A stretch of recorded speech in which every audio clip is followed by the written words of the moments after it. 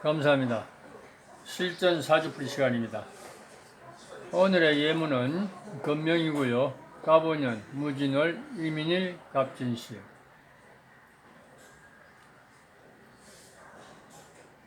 어떤 사주든 그 팔자를 분석함에 있어서 핵심 요소가 되는 부분, 핵심 쟁점이 되는 부분을 유추해내야지만이 무난한 팔자 분석이 가능합니다. 그 핵심과 거리가 먼 사사로운 신살이 나가지고 성격이 이렇네, 조상이 어떻네 이런 것들은 아무 쓰잘데기 없는 명리 공부가 된다 이렇게 생각하시면 됩니다. 자, 항상 그런 차원에서 그 팔자는 8자를 짜깁기 위해서 하나의 어떤 그릇으로 읽어내야지만이 올바른 명리 공부가 되고 또 올바른 사주 분석을 할 수 있는 단초가 된다라는 것을 말씀드리면서 이 명조의 어떤 특징을 살펴보도록 하겠습니다. 자, 임수일간이 진월에 태어나고 진시에 태어나고 식신날에 태어나고 그 다음에 5년에 태어났다. 중요한 것은 우리가 일간을 먼저 보고 월지를 살피는 이유가, 지지를 살피는 이유가 그 일간이 주체가 되느냐 안 되느냐를 확인하기 위함이죠. 우리가 일간이 나 자신으로 봤을 때 내가 주체가 되려면 하여튼 그 일간에 건이 있어야 돼. 건이. 일간에 건이 없으면 일간이 주체가 안 되는 겁니다. 그 다른 강한 세력이 주체가 되는 겁니다. 그래서 일간이 주체가 될 적에는 정격으로 보고 일간이 주체를 상실했다고 하면은 무조건 별격, 종격으로 보는 겁니다. 격은 크게 두 가지밖에 없습니다.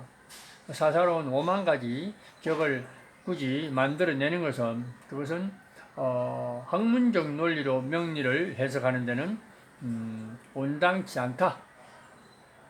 항상 명리는 그 출발점이 음양이고 귀결점이 음양으로 끝나는 겁니다. 오행도 역시 음양으로 나눠지는 겁니다. 그래서 적을 사주의 그릇을 볼 적에는 일간이 주체가 될 수 있는 팔자냐 그렇지 않고 일간을 주체가 되지 않고 타주의 어떤 대세가 주체가 되느냐 이렇게 두 가지의 경우의 수로 맞춰놓고 보면 되겠습니다. 자, 이 명조도 임수일간인데 직접적인 일간의 건은 없죠. 지지에 신유금이 있다든가 해자축이 있다든가 이런 게 없죠. 그런데 묘하게도 또 진월의 진시에서 진중의 개수, 왜냐하면 진토가 섭토니까 12운성으로는 묘지라고 하지만 일단은 그것은 12운성만의 어떤 관법이고 실체에 있어서는 진토라는 것은 물론 본질은 나를 극하는 토지만도 신자진 사마에서 수국을 완성하는 그런 어떤 섭토기 때문에 상황에 따라서 간접적인 근의 역할을 한다 이렇게 봅니다. 그래서 이 임수는 일간이 일단 주체성을 완전히 상실하지 않았습니다. 장간에 지장간에 관성이라는 틀 속에 급제를 담고 있다라는 겁니다. 특이한 것은 임목, 간목에서 진월도 춘절이니까 모광절에 해당합니다. 사실은.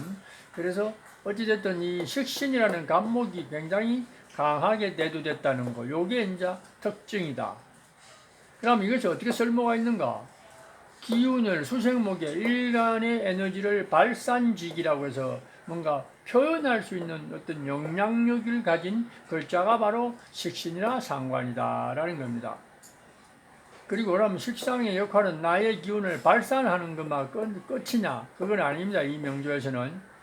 이 명조가 건이 약한 편인데 그 월간에다가 편관 7사를 내놓았는데 투관시켰는데 연지에 있는 오화도 사실은 화생토로 강력한 어떤 편관 7살의 뿌리가 됩니다. 그래서 이 7살만큼은 확실히 어떤 수단과 방법을 가리지 않고 제어를 해야 되는데 제거를 한다. 제어를 해줘야 된다. 제재를 가해야 된다. 근데 마침 식신이 첩신해서 그것을 어떤 기운을 뭔가 반감, 극하는 관계로 반감시켜주고 있고, 멀리서나마 간목, 시간의 간목도 또 식신 제살 역할을 하고 있다는 게 아주 절묘한 상태입니다. 그러나 이 무토는 무시할 수는 없습니다. 지지에 진중에도 본기는 무토요, 편관이고 장간에 얼개가 있어서 급제와 상관이 숨어 있다라는 것이고, 그 다음에 여기 있는 오화가 이제 결정적으로 화생토를 하게 됨으로 인해서 편관 칠살의 뿌리 역할을 하니까 철저하게 식신으로서 칠살을 견제하지 않으면 안 된다. 그래서 식신이 아주 소중하다. 식신의 기능이 투관된 것도 두 개지만 또 뿌리도 단단하기 때문에 여기에도 뿌리가 역할이 있고, 이것도 직접적인 녹의 뿌리니까 이것은 거의 상관의 모양과 거의 같은 영향력을 발휘한다, 이렇게 보면 됩니다. 그래서 이 사주의 핵심은 식신이다. 그러나 그것은 쓰임새를 써서는 상관적인 쓰임새가 분명히 나타날 것이다 라는 것을 우리가 예견할 수 있습니다. 그래서 이 운명에서 끓일 기자 기는 죄입니다.